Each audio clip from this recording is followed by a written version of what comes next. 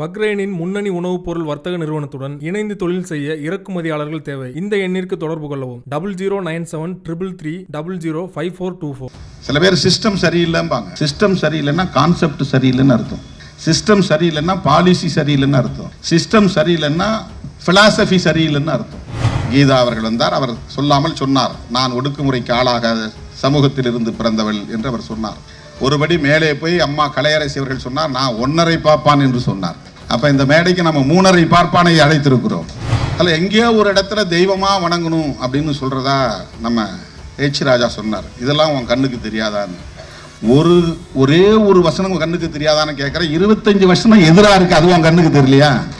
நண்பர் கமல்ஹாசன் சொல்றாரு, இப்போ காலாவதி ஆகி போச்சு, அதெல்லாம் யார் நடைமுறையில் வச்சுக்கிட்டு இருக்கிறாங்க. அவர் யாருக்கு அஞ்சு சொன்னாரோ தெரியல. அம்பேத்கரை நேரடியாக எதிரின்னு சொல்ல முடியல. அதனால அம்பேத்கர் ஜெயந்தியை கொண்டாடிக்கிட்டு அம்பேத்கர் எழுதிய சட்டத்துக்கு வேட்டு வைக்க பார்க்கிறார். போலீஸ்காரன் நம்மளை கைது பண்றவர்களும் நல்லா தான் பேசிக்கிட்டே இருப்பான், ரிமாண்ட் பண்றவர்களும் நல்லா பேசுவான். நம்ம ஆளுங்க நல்லா நம்மளை பார்த்தோன்னே சல்யூட் அடிக்கிறாரு இன்ஸ்பெக்டர், நம்மளை பார்த்தே சிரிக்கிறாரு, வாங்க தோழருங்கிறாரு, வாங்க அண்ணாங்கிறாரு. அப்படி இவனே போய் ட்ராப்ல மாட்டிக்குவான். இங்க வந்துட்டு போகும்பாரு, இவன் போய் மாட்டிக்குவான். இப்படித்தான் பிஜேபிக்காரன் இன்னைக்கு தலித் தலைவர்களை பூரா ஏமாத்திக்கிட்டு இருக்கிறான். அம்பேத்கர் ஜெயந்தி கொண்டாடினா அவங்க அம்பேத்கரிய ஆதரவாளர்கள் ஆயிட முடியுமா? எந்த காலத்திலும் ஒட்டாது. அங்கொன்றும் இங்கொன்று நம்ம பேசுறத ஒட்டி வெட்டி இதே வேலையா சில பேர் 2 ரூபாய்க்கு கமெண்ட் போடுறவங்களா இருக்கிறான், மீம்ஸ் போடுறவங்களா இருக்கிறான். என்னை திட்டி ஒரு வார்த்தை போட்டால் அவனுக்கு 2 ரூபா அக்கௌண்ட்ல போயிடும். கருமாதி ராம அவன் வேலையே இந்த 2 ரூபாய்க்கு வேலை செய்யறதாங்க. எல்லாரும் என்ன திருமாங்கிறது பார்த்தால இன்னொரு மா போட்டுறான், திருமாமான்னு. நான் தான் கல்யாணமே பண்றதில்லன்னு முடிவு பண்ணியிருக்கிறேன். அப்புறம் என்ன மாமா மாமா மாமா மாமான்னு கூப்பிட்டு இருக்கிறாங்க. என்ன மாமான்னு கூப்பிடுறதுனால ஒரு பயனும் கிடையாது. ஏன் கொளுத்தினார் என்பதை மோடி சொல்லட்டும். நீ அதுக்கப்புறம் அம்பேத்கர் மாலைக்கு சிலை போடு, சிலைக்கு மாலை போடு. இல்லைன்னா நீ சிலைக்கு மாலை போடாத, உனக்கு யோகியதை கிடையாது. புரட்சியாளர் அம்பேத்கர் அவர்கள் 1927 டிசம்பர் 25ஆம் தேதி மனுஸ்மிருதியை ஏன் கொளுத்தினார்? அதற்கு நீ விடை சொல். அவர் செஞ்சதை நான் செய்யணும்னு நினைக்கிறேன். இன்னைக்கு அண்ணன் இல்லைன்னா அங்கே கொளுத்திருப்பேன் நான். அம்மா கலையரசி இல்லைன்னா கொளுத்திருப்போம்.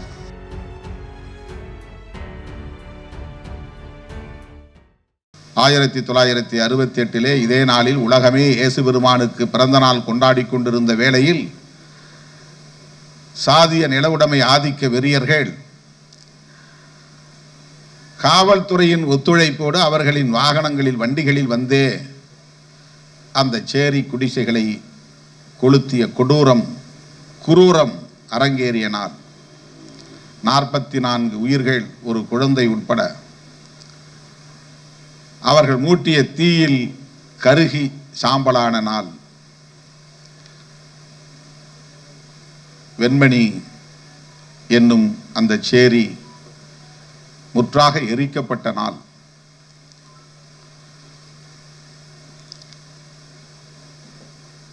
மனுநூல் மூட்டிய தீயில் வெண்மணி எரிந்தது. ஆகவே அந்த வெண்மணியில் சாதி வெறியர்கள்,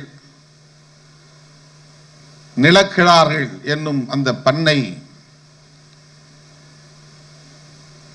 நிலவுடைமையாளர்கள்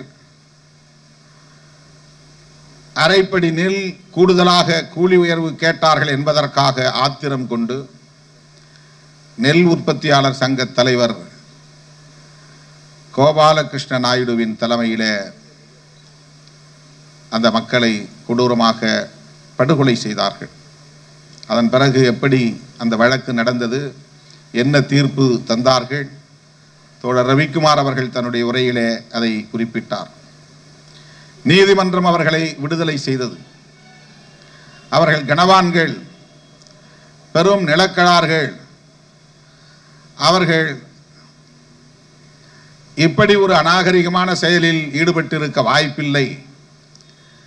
ஒருவேளை இந்த வன்முறை வெறியாட்டத்தை செய்ய வேண்டும் என்று அவர்கள் விரும்பியிருந்தால் அதற்கென ஆளமர்த்தி தான் செய்வார்களே தவிர அவர்களே நேரடியாக வந்து களத்தில் நிற்க வாய்ப்பில்லை என்று ஒரு யூகத்தின் அடிப்படையிலே தீர்ப்பை வழங்கினார்கள், விடுதலை செய்தார்கள்.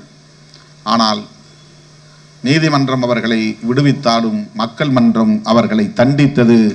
44 கண்டம் துண்டங்களாக அவன் வெட்டி வீழ்த்தப்பட்டான் என்பது வரலாறு. வெண்மணியில் பற்றிய அந்த தீ இன்னும் கனன்று கொண்டே இருக்கிறது. அது சாதியை ஒரு நாள் முற்றாக எரித்து சாம்பலாக்கும் என்பதை நாம் உறுதியாக ஏற்கக்கூடிய, உறுதிமொழியாக ஏற்கக்கூடிய ஒரு நாள் தான், உறுதியேற்பு நாள் தான் இந்த நாள், வெண்மணி வீரவணக்க நாள். அந்த தோழர்களின் நினைவை கூர்ந்து அவர்களுக்கு லட்சோப லட்சக்கணக்கான விடுதலை சிறுத்தைகளின் சார்பில் எமது செம்மாந்த வீர வணக்கத்தை செலுத்துகிறோம். அதைவிட மிக முகாமையான ஒரு நாளாக இந்த நாளை நாம் பார்க்கிறோம். நம்மையெல்லாம்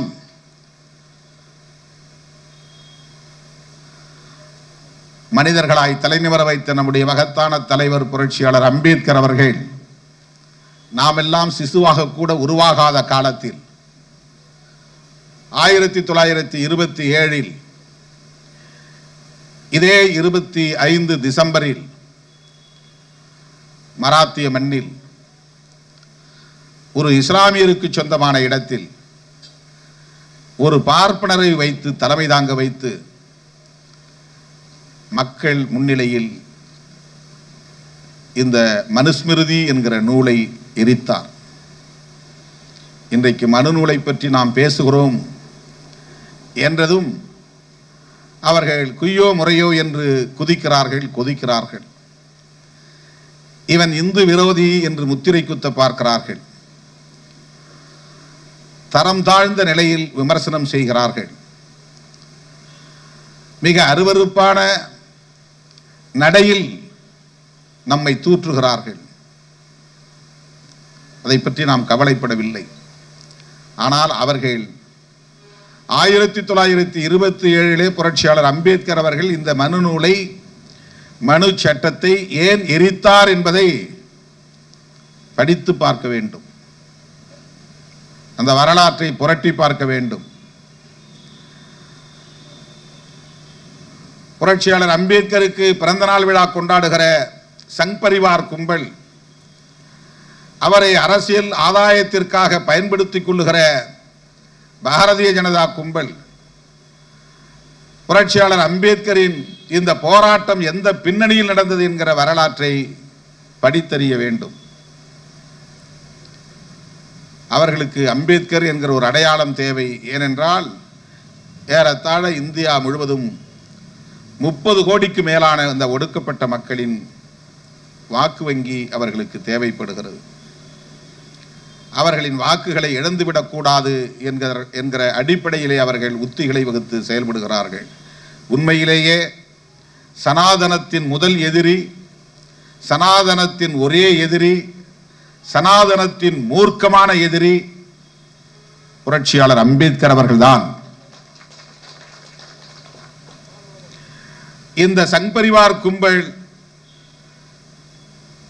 இந்து சமூகத்திற்கு உண்மையிலேயே அவர்கள் பாதுகாப்பு அரணாக இருப்பார்களேயானால், சனாதனத்தை பாதுகாக்கக்கூடிய பாதுகாவலர்களாக இருப்பார்களேயானால், அவர்கள் வெளிப்படையாக எதிர்க்க வேண்டிய முதல் எதிரி புரட்சியாளர் அம்பேத்கர் அவர்கள்தான். அவரைத்தான் அவர்கள் தங்களுடைய முதல் எதிரியாக வெளிப்படையாக அறிவிக்க வேண்டும். ஏனென்றால் அவரை போல மிக கடுமையாக வெகுமக்களை திரட்டி சனாதனத்தை எதிர்த்த ஒரு அரசியல் தலைவர் எவரும் இல்லை. பகுத்தறிவு பகலவன் தந்தை பெரியார் அவர்கள் கூட தேர்தல் அரசியலில் ஈடுபடாத ஒரு தலைவர். ஆனால் புரட்சியாளர் அம்பேத்கர் அவர்கள் தேர்தல் அரசியலிலும் இருந்தார். வாக்கு சேகரிக்கக்கூடிய ஒரு களத்தில் நின்று கொண்டே சனாதனத்தின் மீது கொடூரமான தாக்குதலை, தீவிரமான தாக்குதலை, அதிதீவிரமான தாக்குதலை நடத்திய தலைவர் புரட்சியாளர் அம்பேத்கர் அவர்கள். ஆனால் இவர்கள் புரட்சியாளர் அம்பேத்கருக்கும் ஜெயந்தி கொண்டாடுகிறார்கள். அம்பேத்கர் ஜெயந்தி. அம்பேத்கர் சிலைகளை தேடி வந்து மாலை அணிவிக்கிறார்கள். அம்பேத்கர் சிலைக்கு அருகில் நெருங்குவதற்கு அருகதையற்றவர்கள் இந்த சனாதன கும்பல். அம்பேத்கர் பெயரை உச்சரிப்பதற்கு கூட தகுதி இல்லாதவர்கள். எனக்கு தெரிந்து ஒரு தலைவரின் பின்னால் பல லட்சக்கணக்கான மக்கள் அணிவகுத்து ஒரு மதத்தை விட்டு முற்றாக வெளியேறினார்கள் என்று வரலாறு இந்தியாவை தவிர புரட்சியாளர் அம்பேத்கரின் வரலாறை தவிர வேறு எங்கும் நிகழ்ந்ததாக இல்லை. இந்த 21ஆம் நூற்றாண்டிலே கடந்த காலங்களில் எப்படி என்று நமக்கு தெரியாது. மன்னர்கள் மதம் மாறினால் குடிமக்கள் அப்படியே மதம் மாறுவார்கள். அது அந்த காலத்தில் நிகழ்ந்திருக்கும். ஆனால் 20ஆம் நூற்றாண்டிலே ஒரு தலைவருடைய பேச்சை கேட்டு காலம் காலமாக தலைமுறையாக தாம் பின்பற்றி வந்த பழக்க வழக்கங்கள் அனைத்தையும் முற்றாக கைவிட்டு விட்டு, வாழ்க்கை முறையை உதறிவிட்டு, உடுத்தும் உடைமுறையை உதறிவிட்டு, உண்ணும் உணவு முறையை உதறிவிட்டு, ஒரு மதத்தை விட்டு பல லட்சக்கணக்கான பேர் வெளியேறுகிறார்கள் என்று சொன்னால் அது பூ உலகில் எங்கும் நிகழாத புரட்சி, புரட்சியாளர் அம்பேத்கரின் தலைமையில் நடந்த ஒரு புரட்சி. அவர் பௌத்தத்தை தழுவினார் என்பதை விட இந்து மதத்தை விட்டு வெளியேறினார் என்பதுதான் அடிக்கோடிட வேண்டிய ஒன்று. ஒரே நாளில் 10 லட்சம் பேர் ஒரு மதத்தை விட்டு வெளியேறினார்கள். ஏன்? இதைத்தான் நாம் கேள்வியாக எழுப்புகிறோம்.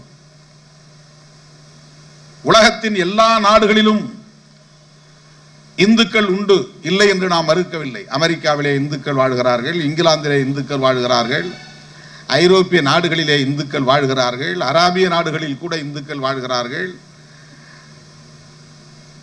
ஆனால் அவர்கள் பெரும்பாலும் இந்தியாவிலிருந்து புலம்பெயர்ந்தவர்கள் தான். பெரும்பாலும் அல்ல, 100 விழுக்காடு. இந்தியாவிலிருந்து புலம்பெயர்ந்த இந்துக்கள் தான் பிற நாடுகளில் வாழ்கிறார்கள். ஆனால் இந்தியாவிலே இருக்கிற இஸ்லாமியர்கள் அராபிய நாடுகளில் இருந்து புலம்பெயர்ந்தவர்கள் அல்ல.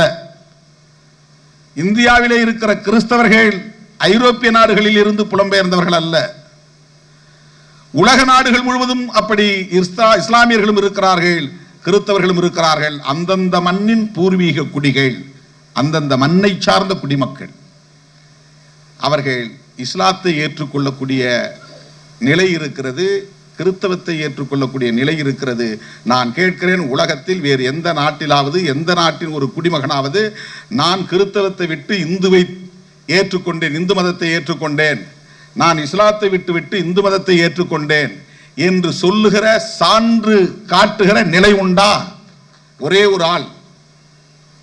கிறிஸ்தவத்திற்கு முன்னர் தோன்றிய மதம், இஸ்லாத்துக்கு முன்னர் தோன்றிய மதம், எந்த காலத்தில் தோன்றியது என்றே வரையறுத்து சொல்ல முடியாத அளவுக்கு தொன்மை வாய்ந்த மதம் என்றெல்லாம் சொல்லப்படுகிற நிலையிலே ஏன் இந்த மதம் இந்தியாவை தாண்டி வேறு எந்த மண்ணிலும் எந்த தேசத்திலும் பரவவில்லை? 2000 ஆண்டுகளுக்கு முன்னர் தோன்றிய கிறிஸ்தவத்தை உலக நாடுகளில் 200க்கும் மேற்பட்ட நாடுகளில் அதை உள்வாங்கி இருக்கிறார்களே, ஏற்றுக்கொண்டிருக்கிறார்களே, பரவி இருக்கிறதே. அரேபிய நாடுகள் முழுவதும், இன்னும் உலக நாடுகள், தென்னாப்பிரிக்க நாடுகளிலும் இஸ்லாம் பரவி இருக்கிறதே. ஆட்சி அதிகாரத்திலே இருக்கிறார்களே, இஸ்லாமிய நாடுகளே உருவாகி இருக்கின்றனவே, கிறிஸ்தவ நாடுகளே உருவாகி இருக்கின்றனவே.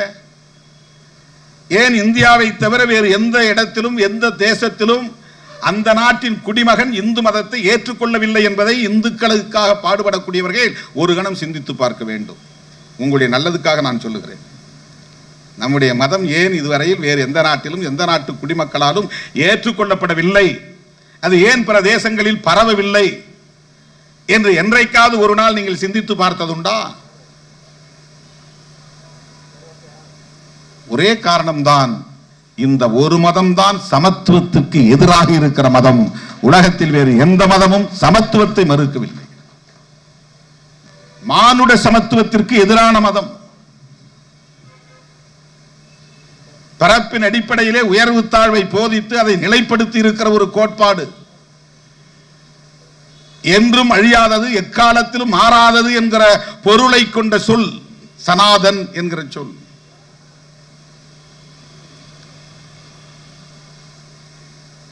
அதனுடைய உயிர் நாடி என்பதே இந்த சமத்துவமின்மை என்பதில் தான் இருக்கிறது, உயர்வு தாழ்வு என்பதில் தான் இருக்கிறது. மேல் கீழ் என்கிற அந்த கருத்தியலில் தான் இந்த மதத்தின் உயிர் நாடி இருக்கிறது. அதனால்தான் இந்த மண்ணின் குடிமக்கள், இந்த நாட்டின் பூர்வீக குடிகள் கிறிஸ்தவத்தை ஏற்கிறான், இஸ்லாத்தை ஏற்கிறான். ஐரோப்பிய நாடுகளில் இருந்து புலம்பெயர்ந்து வந்து இங்கே கிறிஸ்தவர்கள் குடியிருக்கவில்லை. மறுபடியும் சொல்லுகிறேன், அராபிய நாடுகளில் இருந்து வந்து இங்கே இஸ்லாமியர்கள் இல்லை. ஆகவே இந்த மண்ணை சார்ந்த குடிமக்கள் இப்படி இன்னொரு மார்க்கத்தை ஏற்றுக்கொள்ளக்கூடிய அளவுக்கான ஒரு நிலை இங்கே ஏன் ஏற்பட்டது? ஏன் அது தேய்ந்து வருகிறது? ஏன் அது சுருங்கி வருகிறது? அது ஏன் வலுக்குன்றி வருகிறது? அது ஏன் ஒரு சிறுபான்மை மதமாக மாறிக்கொண்டிருக்கிறது? ஒப்பீட்டளவிலே உலக அளவிலே பௌத்தத்துக்கு முந்தைய மதம், கிறிஸ்தவத்திற்கு முந்தைய மதம், இஸ்லாத்துக்கு முந்தைய மதம். இந்த கேள்விக்கு நீங்கள் விடை தேட வேண்டாமா? இதைத்தான் நாம் எழுப்புகிறோம். இதில் உள்ள குறைபாடுகளை கண்டறிந்து சொன்ன தலைவர்களை நீங்கள் விமர்சிப்பதை விட இந்த குறைபாடுகளை களைய வேண்டும் என்றல்லவா என்ன வேண்டும்? அதுதானே புத்திசாலித்தனம், அதுதானே அறிவுடைமை என்று சொல்ல முடியும்.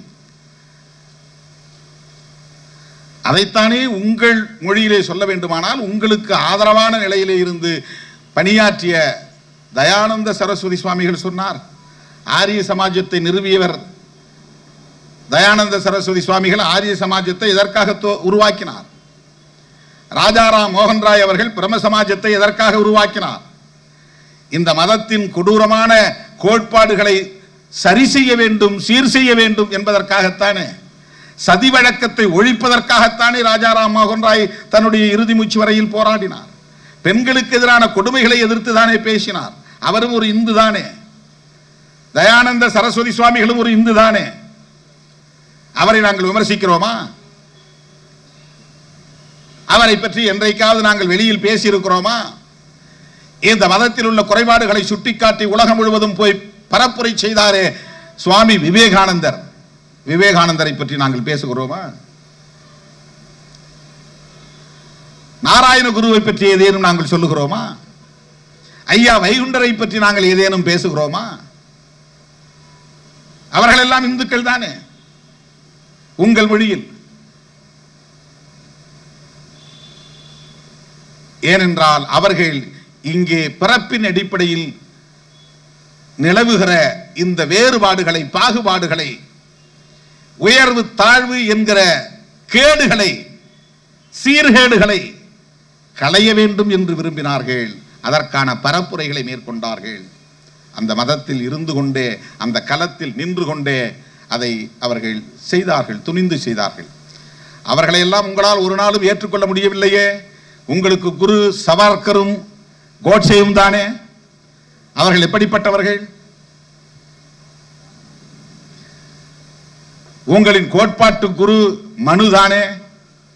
அவர் என்ன சொல்லுகிறார் என்பதை இங்கே ஸ்லோக வாரியாக எடுத்து படித்து காட்டினாரே நம்முடைய அண்ணன் பழ கருப்பையா அவர்கள். மனுவை ஏற்றுக்கொள்ளுகிற உங்களால், ஏற்றுக்கொள்ள முடிகிற உங்களால் ஏன் இந்த சீர்திருத்த செம்மல்களை, இந்த மதத்தில் இருந்தே போராடியவர்களை உங்களால் ஏற்றுக்கொள்ள முடியவில்லை? அவர்களை பற்றி ஏன் உங்களால் பொது மேடைகளில் பேச முடியவில்லை? பாலிய விவாகத்திற்கு எதிராகவும் சதி வழக்கத்திற்கு எதிராகவும் போராடி அதிலே சாதித்து காட்டிய ஒரு போராளிதான் ராஜாராம் மோகன் ராய். கர்நாடகத்தை சார்ந்த பசவப்பா அப்படித்தான் போராடினார். ரைதாஸ் இயக்கத்தை சார்ந்தவர்கள் அப்படித்தான் அதை எதிர்த்து போராடினார்கள். அதே மதத்தை சார்ந்த மகாத்மா பூலே, ஜோதிராவ் பூலே, அதில் உள்ள குறைபாடுகளை சுட்டிக்காட்டியவர் தான். அவர் ஒன்றும் கிறிஸ்தவர் அல்ல, இஸ்லாமியர் அல்ல.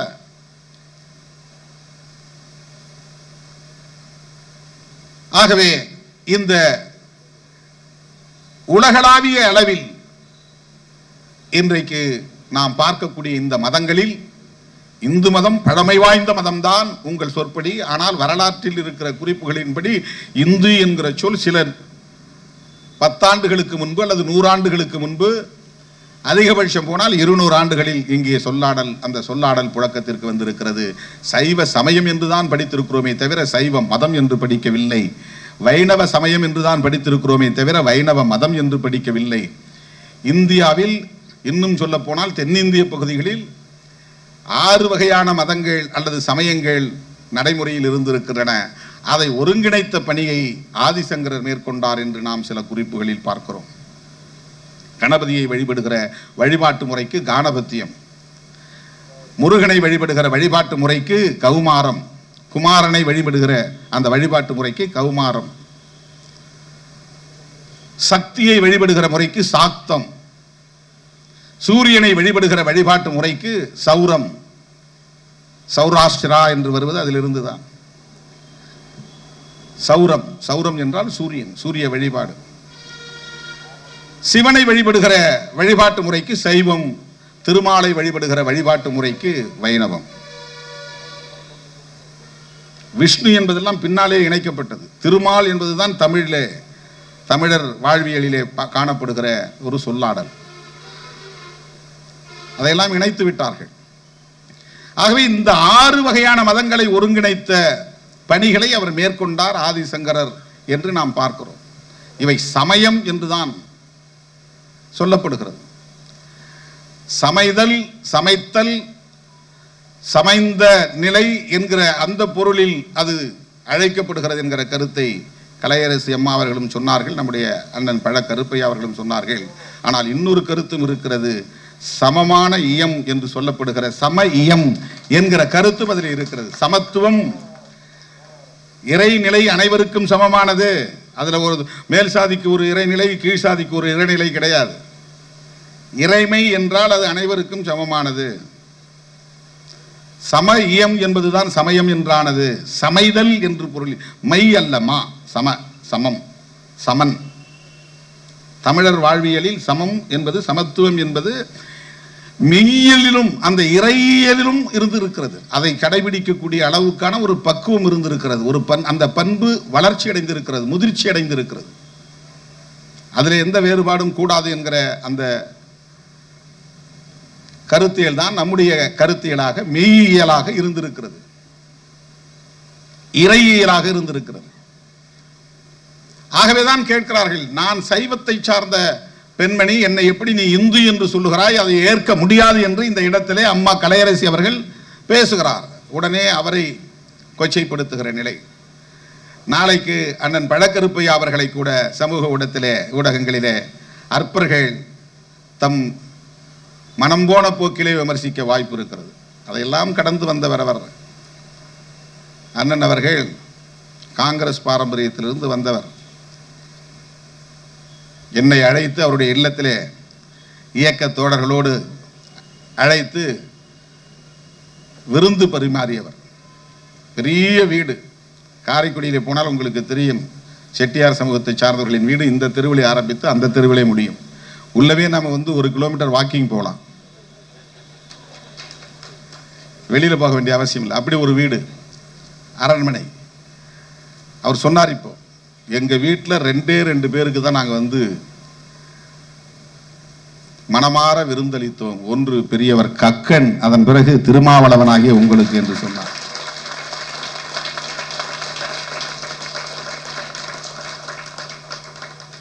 இந்த பரந்த உள்ளத்தை அல்லது பெருந்தன்மையான விருந்து உபசரிக்கும் அந்த மாண்பை, அந்த பண்பை சைவம் அவருக்கு தந்திருக்கிறது, சமயம் தந்திருக்கிறது.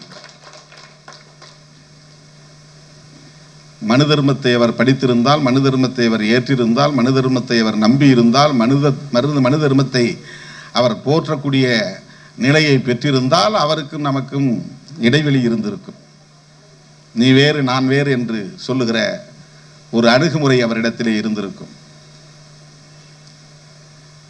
ஆனாலும் கடவுள் நம்பிக்கை எனக்கு உண்டு, அந்த நம்பிக்கையை பெற்றிருந்தாலும் கூட மானுடம் மகத்தானது, இத்தகைய முரண்பாடுகள் கூடாது, இழிவு திணிக்கக்கூடிய அந்த போக்குகள் கூடாது என்கிற அந்த உயரிய கருத்தியலை அல்லது பண்பாட்டை அவர் பெற்றிருக்கிறார். அதை அப்படிப்பட்ட ஒரு பாகுபாட்டை அல்லது வேறுபாட்டை அல்லது முரண்பாட்டை இந்த மண்ணிலே நிலைக்கை செய்தது, ஒரு கோட்பாடாக இருந்து நிலைக்கை செய்தது மனு தர்மம் என்பதை கண்டறிந்தவர் புரட்சியாளர் அம்பேத்கர் அவர்கள். 1927 மகத் என்கிற இடத்துல சவுத்தார் குளத்தில் இறங்கி அவர் தண்ணீர் எடுக்கக்கூடிய ஒரு போராட்டத்தை நடத்த முயற்சிக்கிறார். அதற்கென்று ஒரு மாநாடு நடத்துகிறார். அவர் சொல்லுகிறார், அது பேசுகிறார், ஒரு அன்டச்சபிள், தீண்டப்படாதவன், வளர்க்கிற விலங்குகளை கூட அந்த குளத்தில் இறங்க அனுமதிக்கிறார்கள். ஆனால் அந்த விலங்குகளின் உரிமையாளராக இருக்கிற ஒரு தீண்டப்படாதவனை அந்த குளத்தில் இறங்க விடாமல் தடுக்கிறார்கள். இது என்ன உளவியலோ தெரியவில்லை என்று அவர் வேதனைப்படுகிறார். இப்படி ஒரு நிலை இங்கே நீடிப்பதற்கு காரணம் எது என்று அவர் தன்னுடைய நீண்ட நெடிய ஆராய்ச்சிக்கு பிறகு நூற்றுக்கணக்கான ஆயிரக்கணக்கான நூல்களை எல்லாம் அவர் வாசித்து முடித்த பிறகு அவர் உணர்ந்த உண்மை, இன்றைக்கு நாம் பார்க்கிற இந்த சமூக கட்டமைப்பு, இன்றைக்கு நாம் பார்க்கிற இந்த உயர்வு தாழ்வு, இன்றைக்கு நாம் பார்க்கிற இந்த தீண்டாமை கொடுமைகள், இவை அனைத்துக்கும் அடிப்படையானது மனு தர்மம் தான், மனுஸ்மிருதி தான். எனவே இதை கொளுத்தாமல் பெண்களுக்கு விடுதலை இல்லை, தீண்டாமையை ஒழிக்க முடியாது, சாதியை ஒழிக்க முடியாது என்று பேசுகிறார். சில பேர் தீண்டாமையை ஒழித்தால் போதும், சாதியை ஒழிக்க வேண்டாம் என்று பேசுகிறார்கள் என்று காந்தியடிகளையும் அவர் ஒருபுறம் எப்போதும் விமர்சித்துக் கொண்டே இருப்பார். ஏனென்றால் காந்தியடிகளும் ஒரு தீவிரமான இந்து பற்றாளர், மத பற்றாளர். இன்னும் சொல்ல போனால் அவர் வைணவத்தை பின்பற்றக்கூடியவர். ஹரே ராம் ஹரே ராம் என்று ராமனை வழிபடக்கூடியவர். அவர் இந்த சாதி அமைப்பை சீர்குலைக்க கூடாது, இந்த சோசியல் ஆர்டர் என்கிற சமூக ஒழுங்கை சீர்குலைக்க கூடாது என்பதிலே உறுதியாக இருந்தவர். அவருக்கு அந்த கோட்பாட்டிலே ஒரு நம்பிக்கை உண்டு. முற்பிறவியின் மீது நம்பிக்கை உண்டு, அடுத்த பிறவியின் மீது நம்பிக்கை உண்டு, கர்ம வினைப்பயனின் மீது அவருக்கு நம்பிக்கை உண்டு. இந்த நம்பிக்கையெல்லாம் இருந்தால் அவர்கள் மனுவாதத்தின் மீது நம்பிக்கை கொண்டவர்கள் என்று பொருள். ஆக அவர் என்ன சொன்னார் என்றால், தீண்டாமையை ஒழிக்க வேண்டும், சாதி இருக்க வேண்டும் என்று சொன்னார். இப்போது புரட்சியாளர் அம்பேத்கர் கேட்டார், தீண்டாமையை ஒழித்தால் தீண்டப்படாதவர்கள் என்ன நிலையை அடைவார்கள் என்று அவர் கேள்வி எழுப்புகிறார். ஒருவேளை தீண்டாமை ஒழிக்கப்பட்டு விட்டால் தீண்டப்படாதவர்களாக இருந்தவர்கள் அடுத்த என்ன நிலையை அவர்கள் அடைவார்கள்? அடுத்த என்ன நிலையை அவர்கள் அடைவார்கள் என்றால் சூத்திரர்கள் என்கிற நிலையைத்தான் அடைய முடியும். அவர்கள் வைசியர்களாக முடியாது, வைணவ அல்லது சத்திரியர்களாக முடியாது, பிராமணர்களாகவும் ஆக முடியாது. தீண்டப்படாதவர்களை பஞ்சமர்கள் என்று அழைக்கிறார்கள். ஒருவேளை தீண்டாமை ஒழிக்கப்பட்டு விட்டால் தீண்டப்படாதவர்களாக இருந்த சமூகத்தை சார்ந்தவர்கள் என்ன நிலையில் மதிக்கப்படுவார்கள் என்றால் சூத்திரர்களாக மதிக்கப்படுவார்கள். சூத்திரர்களை இந்த ஸ்மிருதிகள், மனுஸ்மிருதி உட்பட எப்படி நடத்துகிறது என்ற கேள்வி எழுப்புகிறார். சூத்திரர்களை சாதி வெறியர்களாகவும் மத வெறியர்களாகவும் தான் நடத்துகிறது, மனிதர்களாக நடத்தவில்லை. இழிவானவர்களாகத்தான் அது ஒரு அடுக்கிலே வைத்திருக்கிறது. பிராமணர்களுக்கும் கீழானவர்கள், இன்னும் சொல்ல போனால் சத்திரியர்கள், வைசியர்கள் என்கிற அந்த 3 வர்ணங்களுக்கும் கீழானவர்கள். அதை பெரியார் அவருடைய மொழியிலே சொன்னார், சூத்திரன் என்றால் அப்பன் பெயர் தெரியாதவன். இன்னும் அவர் பச்சையாக சொன்னார். எனவே சூத்திர நிலைக்கு உயர்வதுதான் தீண்டாமை ஒழிப்பு கோரிக்கையை முன்வைப்பது. எனக்கு தீண்டாமை வேண்டாம், என்ன இன்னொரு சாதியா சேர்த்துக்கோ. இன்னொரு சாதியான்னா என்ன, எந்த வர்ணத்துக்குள்ள உன்னை கொண்டு போய் வைக்க முடியும்? இதை அன்றைக்கே கேட்கிறார். 1927 புரட்சியாளர் அம்பேத்கர் கேள்வி எழுப்புகிறார். சூத்திர நிலை என்பதே அருவருப்பானதுதான், தலைக்குனிவானதுதான், வெட்கக்கேடானதுதான், கேவலமானதுதான், இழிவானதுதான். எனவே ஒட்டுமொத்தத்தில் சாதியை ஒழிக்க வேண்டும். சாதியை ஒழிக்க வேண்டுமானால் மனுஸ்மிருதியை எரிக்க வேண்டும். அந்த முறையை, அது உருவாக்கி வைத்திருக்கிற சமூக கட்டமைப்பு முறையை தகர்க்க வேண்டும். அந்த புரிதல் இருந்தால் தானே, கோட்பாட்டு தெளிவு இருந்தால் தானே செயல்பாட்டு தெளிவு வரும். சில பேர் சிஸ்டம் சரியில்லைம்பாங்க. இந்த சிஸ்டம் சரியில்லைன்னா ஒவ்வொரு சிஸ்டத்துக்கு பின்னாலையும் ஒரு கான்செப்ட் இருக்குங்கிறத புரிஞ்சுக்கணும். சிஸ்டம் சரியில்லைன்னா கான்செப்ட் சரியில்லைன்னு அர்த்தம். சிஸ்டம் சரியில்லைன்னா பாலிசி சரியில்லைன்னு அர்த்தம். சிஸ்டம் சரியில்லைன்னா பிலாசபி சரியில்லைன்னு அர்த்தம். எல்லா சிஸ்டம்களும் ஒரு தத்துவத்தின் அடிப்படையில் தான் உருவாக்கப்படுகிறது. ஒரு தத்துவத்தின் அடிப்படையில் தான் உருவாக்கப்படுகிறது. இப்போ சிஸ்டத்தை சரி செய்யணும்னா நீ கான்செப்டை சரி செய்யணும்னு அந்த புரிதல் இருந்தால் தான் செய்ய முடியும், இல்லைன்னா முடியாது. அப்போ இந்த சோசியல் சிஸ்டம் சரியில்லைன்னா இதற்கான கான்செப்ட் எது, இதற்கான கோட்பாடு எது, இதற்கான கொள்கை எது? அதை புரட்சியாளர் அம்பேத்கர் உணர்ந்து சொல்லுகிறார். இன்றைக்கு இங்கே இருக்கக்கூடிய ஒரு இன்இக்வாலிட்டி என்கிற, இன்ஜஸ்டிஸ் என்கிற முறைமைகள் தொடர்வதற்கு காரணம் சமத்துவமின்மையும் அநீதி முறைமைகளும் இங்கே தொடர்வதற்கு காரணம் ஒரு கோட்பாடு. அதுதான் மனுஸ்மிருதியின் கோட்பாடு. அது வெறும் கருத்தியலாக மட்டுமில்லாமல் சட்டமாகவும் இருக்கிறது. அதனால தான் நான் பல முறை பேசுகிற போது மனு சட்டம் என்று கூட சொல்லுவேன். இந்த துண்டறிக்கையிலும் மனு சட்டம் என்று தான் நாம் பதிவு செய்திருக்கிறோம். நம்முடைய வரலாற்றை படிக்கிற காலத்தில் கூட அதை கோட் ஆஃப் மனு என்று தான் சொல்லி தருகிறார்கள். கோட் ஆஃப் மனு, கோடு என்றால் சட்டம், CODE, கோட் ஆஃப் மனு, மனு சட்டம். ஆகவே அந்த மனு சட்டம் வெறும் வாழ்வியல் கோட்பாட்டை மட்டும் சொல்லக்கூடியதாக இல்லை, ஒரு சமூக கட்டமைப்பை நிர்மாணிப்பதற்கான, நிறுவுவதற்கான சட்ட வரையறைகளாகவும் அது இருக்கிறது. பிராமணன் தவறு செய்தால் என்ன தண்டனை, சூத்திரன் தவறு செய்தால் என்ன தண்டனை, பிராமண பெண் ஒழுக்கம் தவறினால் என்ன தண்டனை, சூத்திர பெண் ஒழுக்கம் தவறினால் என்ன தண்டனை, சூத்திரர்கள் படிக்கக்கூடாது, படித்தால் என்ன தண்டனை, இதையெல்லாம் அது வரையறுத்திருக்கிறது. சாதி கலப்பு கூடாது, வர்ண கலப்பு கூடாது. சாதி கலப்பு, வர்ண கலப்பு கூடாது என்பது எந்த கோட்பாட்டில் இருந்து வருகிறது? தூய்மைவாதம் என்கிற கோட்பாட்டில் இருந்து வருகிறது. தூய்மைவாதம் வந்தால் அதற்கு எதிர் சொல்லாடல் தேவை. தூய்மை என்றால் தீட்டு. தீட்டு என்கிற கருத்தாடல் எதிலிருந்து வருகிறது என்றால் தூய்மை என்கிற கருத்தாடலில் இருந்து வருகிறது. தூய்மைவாதத்தை காப்பாற்ற வேண்டுமானால் கற்பு என்கிற ஒரு புதிய கருத்தியல் தேவைப்படுகிறது. ஏன்னா இனக்கலப்பு கூடாது, சாதி கலப்பு கூடாதுன்னா எங்க அங்க முக்கியமான முடிச்சு இருக்கிறது என்றால் பெண்ணை ஒடுக்குமுறைக்கு உள்ளாக்க வேண்டும். ஒரு பெண்ணை பிடிச்சு கையில் வச்சுக்கிட்டா இனக்கலப்பு நிகழாது. அவன் கண்காணிப்பிலே வச்சுக்கணும், மானிட்டர் பண்ணிக்கிட்டே இருக்கணும். இனக்கலப்பு நிகழ்வதற்கு எது அங்கே காரணமாக இருக்கிறது என்றால் பெண் என்கிற இனம்தான் காரணமாக இருக்கிறது. ஆகவே பெண்ணை பிடித்து வைத்துக் கொண்டால் இனக்கலப்பு நிகழாது, சாதி கலப்பு நிகழாது, வர்ண கலப்பு நிகழாது. வர்ண கலப்பு நிகழாமல், சாதி கலப்பு நிகழாமல், இனக்கலப்பு நிகழாமல் தடுக்கப்பட வேண்டும் என்றால் பெண்ணை ஒடுக்க வேண்டும். பெண்ணும் நம் மனிதன் மாதிரி, ஆண் மாதிரி ஒரு உணர்ச்சி உள்ளது. அப்போ ஒரு போதனைகளின் மூலமாக பெண்களை கட்டுப்படுத்த முடியாது. எப்போதுமே ஒரு ஆர்டர் என்றால் அங்கே ஒரு வன்முறை இருக்குன்னு அர்த்தம். ஒரு ஒழுங்கு என்றால் அங்கே ஒரு வன்முறை நிகழ்ந்திருக்குன்னு அர்த்தம். வன்முறை இல்லாமல் எந்த ஒழுங்கும் இங்கே உருவாகாது. ஆகவே ஒரு குடும்பம் என்கிற அமைப்புக்குள்ளே அந்த பெண் கணவனுக்கு கட்டுப்பட்டவளாக, மாமனாருக்கு கட்டுப்பட்டவளாக, மாமியாருக்கு கட்டுப்பட்டவளாக, நாத்தனாருக்கு கட்டுப்பட்டவளாக, புருஷனுக்கு கட்டுப்பட்டவளாக, ஆண்களாக இருக்கிற பிள்ளைகளுக்கு கட்டுப்பட்டவளாக, இயல்பாகவே ஒடுங்கி முடங்கி அவள் இந்த வாழ்க்கைக்குள்ளே தன்னை தயார்படுத்திக் கொள்கிறாள்.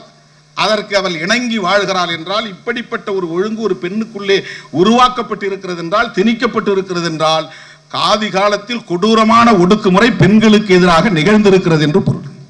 மிக கொடூரமான ஒடுக்குமுறையின் மூலம்தான் இன்றைக்கு பெண்கள் இயல்பாகவே அதற்கு இணங்கி போகிற ஒரு நிலை உருவாகி இருக்கிறது. அந்த ஒடுக்குமுறைக்காக கண்டறியப்பட்ட ஒரு கருத்தியல் தான் கற்பு என்பது.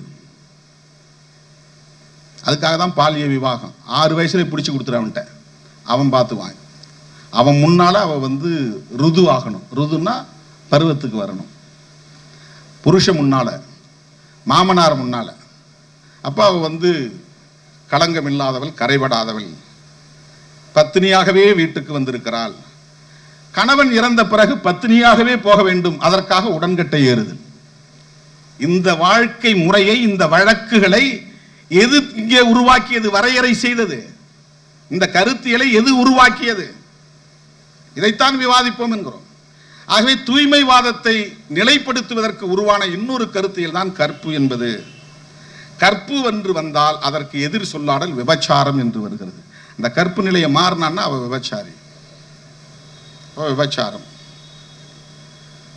இப்படிப்பட்ட கருத்தியல்களை இந்த மண்ணிலே நிலைப்படுத்தியதற்கு அடிப்படை கோட்பாடாக இருந்தது மனு ஸ்மிருதி தான்.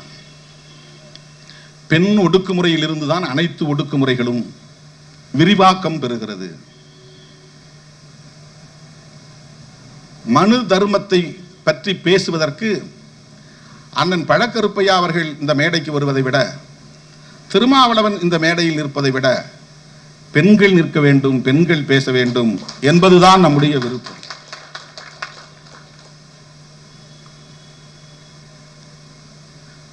அதிலும் குறிப்பாக இந்த மனு சட்டத்தால் காலம் காலமாக மிக மோசமான ஒடுக்குமுறைக்கு உள்ளாகி இருப்பவர்கள் பார்ப்பன சமூகத்தை சார்ந்த பெண்கள். அதில் தான் இன்னைக்கும் வெள்ளப்புடவை உடுத்துற வழக்கம் இன்னைக்கும் இருக்குது. மொட்டை அடிச்சுக்கணும், கணவன் செத்துட்டா மொட்டை அடிச்சுக்கணும், வெள்ளப்புடவை உடுத்தணும், குங்குமம் வைக்கக்கூடாது, பூ வைக்கக்கூடாது, தாலி அறுக்கணும், 16 நாளில் சில சடங்குகளை செய்யணும், 30 நாளில் சடங்குகளை செய்யணும், நல்ல காரியத்தில் போய் நிற்கக்கூடாது, கெட்ட காரியத்தில் போய் நிற்கக்கூடாது, எதிரில் வரக்கூடாது. அப்ப அந்த சமூகத்தை சார்ந்த பெண்மணிகள் இதில் பேசினால் இன்னும் சிறப்பாக இருக்கும் என்கிற அடிப்படையில் தான் தோழர் சாரு சிவம் கீதா அவர்களையும் ராதிகா கணேசன் அவர்களையும் நாம் அழைத்தோம். ராதிகா கணேசன் இங்கு வரவில்லை, கீதா அவர்கள் வந்தார். அவர் சொல்லாமல் சொன்னார், நான் ஒடுக்குமுறைக்கு ஆளாகாத சமூகத்தில் இருந்து பிறந்தவள் என்று அவர் சொன்னார். ஒருபடி மேலே போய் அம்மா கலையரசி அவர்கள் சொன்னார், நான் 1.5 பார்ப்பான் என்று சொன்னார். அப்ப இந்த மேடைக்கு நம்ம 3.5 பார்ப்பானை அழைத்திருக்கிறோம். ஆனால் அதில் ஒரு பெண்மணி வரவில்லை, 2.5 பார்ப்பனர்கள் தான் இங்கே வந்தார்கள். என்ன திருநெல்வேலி பிள்ளைமார்கள் அப்படி பார்ப்பனர்களை விடவும் ஆச்சாரத்தை கடைபிடிப்பவர்கள் என்று சொல்வார்கள். அதனால் அவர் அதை சொன்னார். அதை கிளைம் செய்யல. அப்படி ஒரு சமூக நிலையிலிருந்து வந்த நான் அதை மீறி நிற்கிறேன் என்று சொல்லுவதற்காக சொன்னார். அதை மீறி நிற்கிறேன், அதை விமர்சிக்கிறேன், அதிலிருந்து மாறுபட்ட பார்வையை கொண்டிருக்கிறேன், இந்து என்பதை என்னால் ஏற்றுக்கொள்ள முடியாது, நான் சைவ சமயத்தை சார்ந்தவள், எனவே திருமாவளவன் என்னுடைய பிள்ளை என்று அதை இணைக்கிறார். அந்த சமத்துவ கருத்தியலை, அந்த அரசியலை அவர் இணைக்கிறார். ஆகவேதான் அவர்கள் இங்கே மேடையிலே பேசுவது இன்னும் அதற்கு வலிமை சேர்ப்பதாக இருக்கும் என்று நாம் அழைத்தோம். நம்முடைய தோழர்கள் நினைக்கலாம், அந்த கட்சியில் யாருமே பெண்கள் இல்லையான்னு. நற்சோனையை கூப்பிடலாம் இல்லையா, எழில் கரோலினை பேச வைக்கலாம் அல்லவா என்று தோழர்கள் நினைக்கலாம். திருமாவளவன் பேசுவதை விட, நற்சோனை பேசுவதை விட அம்மா கலையரசி பேசுவது இந்த காலத்திற்கு தேவையானது, பொருத்தமானது. கீதா பேசுவது தேவையானது, பொருத்தமானது. ஏனென்றால் மனுஸ்மிருதியால் கடுமையாக பாதிக்கப்பட்ட சமூகம் பெண் சமூகம்தான். அதில் எங்கேயோ ஒரு இடத்துல தெய்வமா வணங்கணும் அப்படின்னு சொல்றதா நம்ம ராஜா சொன்னார். இதெல்லாம் உன் கண்ணுக்கு தெரியாதான்னு. ஒரே ஒரு வசனம் உன் கண்ணுக்கு தெரியாதான்னு கேட்கிற, 25 வசனம் எதிரா இருக்கு, அது உன் கண்ணுக்கு தெரியலையா? 25 வசனங்கள் பெண்களுக்கு எதிரா இருக்கு, அது அவர் கண்ணுக்கு தெரியல. ஒரு வசனம் என் கண்ணுக்கு தெரியலையான்னு கேட்கிறாரு. குணம் நாடி குற்றம் நாடி அவற்றில் மிகை நாடி மிக்க குழல். இதுல அது என்ன அதிகமா இருக்குன்னு பார்க்கணும். அதுல கேடுகள் தான் அதிகமா இருக்கு. நண்பர் கமல்ஹாசன் சொல்றாரு, இப்ப காலாவதி ஆகி போச்சு, அதெல்லாம் யார் நடைமுறையில வச்சுக்கிட்டு இருக்கிறாங்க. அவரு யாருக்கு அஞ்சி சொன்னாரோ தெரியல, அவர் மேல நமக்கு எந்த கோபமும் இல்லை. ஆனா சமூகத்தை பாருங்க, ஆணவ கொலைகள் ஏன் நடக்கின்றன? சாதி கலப்பு கூடாதுன்னு தானே, இனக்கலப்பு கூடாதுன்னு தானே, அதுதானே மனு தர்மம். வாழிடங்கள் தனித்தனியாக இருக்கின்றனவே, ஏன் தனித்தனியாக இருக்கிறது? ஊர் தெரு, சேரி தெரு என்று. இந்தியா முழுவதும் இரட்டை இந்தியாவாக இருக்கிறதே, இரட்டை சுடுகாடாக இருக்கிறதே, இரட்டை தேநீர் குவளையாக இருக்கிறதே. இந்தியா இரட்டை இந்தியாவாக இருக்கிறது. அதனால்தான் விடுதலை சிறுத்தைகள் சொன்னோம், இரட்டை பார்லிமெண்ட் வேணும், இரட்டை பாராளுமன்றம் வேணும். இரட்டை குவளை இருக்கிறது என்றால், இரட்டை சுடுகாடு இருக்கிறது என்றால், இரட்டை வாழிடம் இருக்கிறது என்றால் இரட்டை பாராளுமன்றம் வேண்டும். ஒரு வாதத்திற்காக இப்படி ஏன் இருக்கிறது? சரி, ஊர் தெருவில் கலந்து இருக்கிறாங்களா? ஒரு வீடு செட்டியார் வீடு, இன்னொரு வீடு ரெட்டியார் வீடு, இன்னொரு வீடு முதலியார் வீடு, இன்னொரு வீடு பிள்ளைமார் வீடு, இன்னொரு வீடு கோனார் வீடு. கோனார் சொன்னா கூட அவங்க இப்போ ஒத்துக்க மாட்டாங்க, நாங்கள் யாதவர்னு சொல்லுவாங்க. யாதவர் வீடு எல்லாம் பேருன்னு கூட இப்போ எல்லாம் மாற்றிக்கிட்டு இருக்கிறோம். வட இந்தியாவை பின்பற்றக்கூடிய நிலை. யாதவர் வீடு. இந்த மாதிரி எந்த ஊர் தெருவாது இருக்கா? எங்க போனாலும் போனா 2 தெரு செட்டியார் தெருவா இருக்கும், அதுல வேற எந்த வீடும் கலக்காது. இல்லைன்னா பிள்ளைமார் தெரு.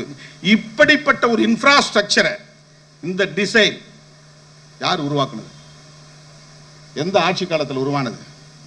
அல்லது எந்த சட்டத்தால் உருவானது? அரசியலமைப்பு சட்டத்தால் உருவானதா? இந்த வாழிட கட்டமைப்பு முறை உருவானதற்கு காரணம் மனுஸ்மிருதி தான். அதுதான் ரெகுலேட் பண்ணுது. இந்த சமூக கட்டமைப்பை ரெகுலேட் பண்ணதுல அதுக்கு தான் ஒரு பெரிய பங்கு இருக்கிறது. எண்டோகாமி, சாதிக்குள்ள சாதி தான் திருமணம் செய்யணும், குலத்துக்குள்ள குலம் தான் திருமணம் செய்யணும். அதுதான் இந்த இனக்கலப்பு ஏற்படாமல் தடுப்பது. இந்த வாழ்க்கை முறையை, இந்த திருமண முறையை இங்கே நிலைப்படுத்தியது எது? மனு தர்மம் இந்த நாட்டை ஆண்டு கொண்டு இருக்கிறதா இல்லையா? இன்னைக்கு அதுதானே இருக்கு நிலைமை. வெறும் தலித் வெர்சஸ் நான் தலித் இல்லைங்க அரசியல். வாழ்க்கை முறைங்கிறது எல்லா சாதியும் தனித்தனியாக தடுப்பு சுவர்களுக்கு இடையில் தான் இருக்கு. ஒரு சாதிக்கு இன்னொரு சாதிக்கு இடையில தடுப்பு சுவர் இருக்குது. எந்த சாதியும் ஒன்னுன்னு போய் கைகோர்த்து கொள்ள முடியாது. அரசியலுக்காக ஒன்று கை கோர்த்துக்கிறான், தொழிலுக்காக கை கோர்த்துக்கிறான், அது வேற. சாராயத்துக்காக இவனோடவும் சேர்ந்து குடிக்கிறான். ஒரே மட்டையில் நான் ஊறுகாய் நக்கிட்டு உட்காந்துருக்கிறான்.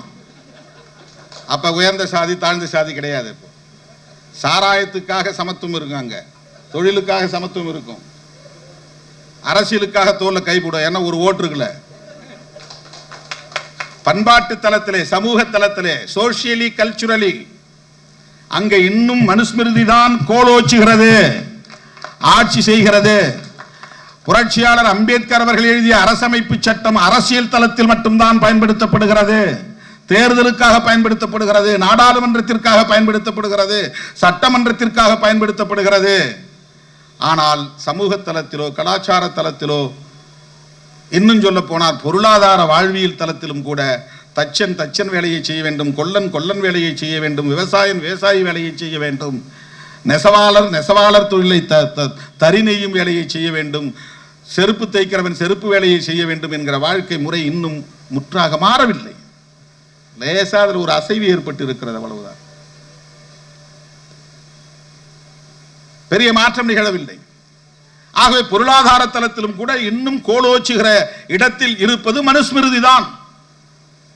எனவே 20 ஆண்டுகளுக்கு முன்பு 90, 91, 92 அந்த காலகட்டத்திலே நான் மதுரையிலே ஒரு பட்டிமன்றம் போட்டேன். வழக்காடு மன்றமோ பட்டிமன்றமோ, நாட்டை ஆளுவது சாதியமா சட்டமா என்று. அதுதான் இப்போது கேட்கிறோம். நாட்டை ஆளுவது மனு சட்டமா அம்பேத்கர் சட்டமா? அம்பேத்கர் சட்டம் என்பது அம்பேத்கர் எழுதிய சட்டம், மனு சட்டம் என்பது மனு எழுதிய சட்டம். அது கோட் ஆஃப் மனு, இது கோட் ஆஃப் அம்பேத்கர். மனுஸ்மிருதியை எதிர்த்து தான் புரட்சியாளர் அம்பேத்கர் தன்னுடைய வாழ்நாள் முழுவதும் போராடினார். அந்த மனுஸ்மிருதிக்கு மாற்றாக அவர் எழுதிய சட்டம் தான் கான்ஸ்டிடியூஷன் ஆஃப் இந்தியா. அது எல்லாவற்றையும் தகர்க்கிறது.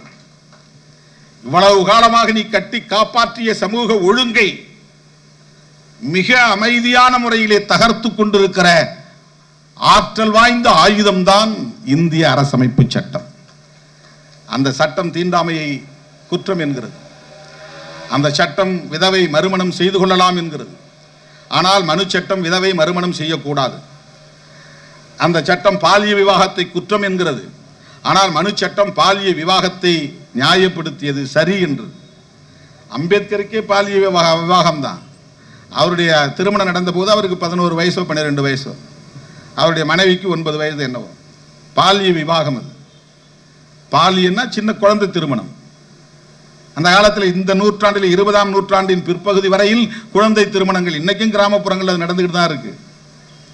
பாலிய விவாகத்தை சரி என்று சொன்னது மனு சட்டம், பாலிய விவாகத்தை குற்றம் என்று சொல்லுகிறது அம்பேத்கர் சட்டம். விதவை மறுமணம் செய்யக்கூடாது என்று சொல்லுகிறது மனு சட்டம். விதவை திருமணம் செய்து கொள்ளலாம், மறுமணம் செய்து கொள்ளலாம் என்று சொல்லுகிறது அம்பேத்கர் சட்டம். உடன்கட்டை ஏறும் வழக்கத்தை சரி என்று சொன்னது மனு சட்டம். உடன்கட்டை ஏறும் வழக்கமே கூடாது என்று அதை குற்றமாக்கியது அம்பேத்கர் சட்டம்.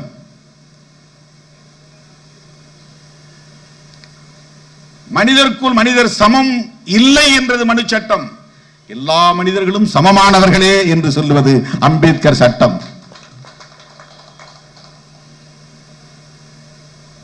இப்படி சொல்லிக்கொண்டே போகலாம். அம்பேத்கர் சட்டம் மனு சட்டத்தை தகர்ப்பதற்கான ஆயுதம். இங்கதான் நீங்க கவனிக்கணும். ஏன் பிஜேபி நாம் எதிர்க்கிறோம், ஏன் சங் பரிவார்களை எதிர்க்கிறோம் என்றால், அவர்களின் இறுதி இலக்கு, அவங்களுடைய அல்டிமேட் எய்ம், அவங்களுடைய அல்டிமேட் டார்கெட்